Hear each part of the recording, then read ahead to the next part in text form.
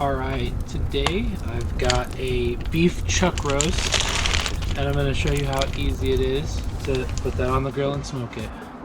Let's get started. Alright, so this is the chuck roast that we're starting with here. It's got a center bone on it, and I'm just going to kind of do this Texas style with salt and pepper. And then I'm going to add a little bit of prime rib seasoning and throw that on the grill. It's just super easy.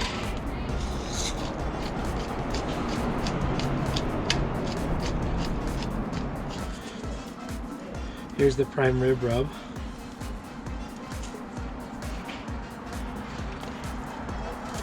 Flip that guy.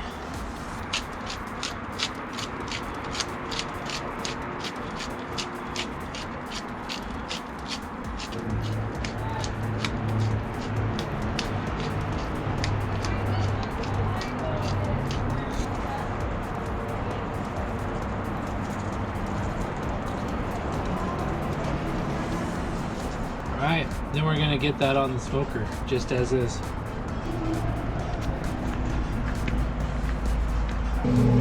You put that right on the center grill with indirect heat. And we're going to start cooking that. And I'm going to go over the settings that we use for this particular cook. My goal is to try to get the grill up to about 250 or so, and that's where I had it. So not too hot, not too cold. Usually my grill runs about 45 degrees to 100 degrees, less than what it reads on the grill. And we're gonna keep it on for about 5 or 6 hours. Alright, I've had it on for about 5.5 hours, and now we're going to put a probe on it.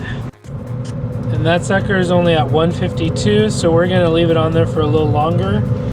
Alright, and our meat is done, so we're going to pull it off the grill here. Grab it with the tongs. And voila! Looks like it turned out pretty good. Thanks for joining me on this barbecue video. I ended up cooking it for about 7 hours, and so I can't wait to dig in. See you later.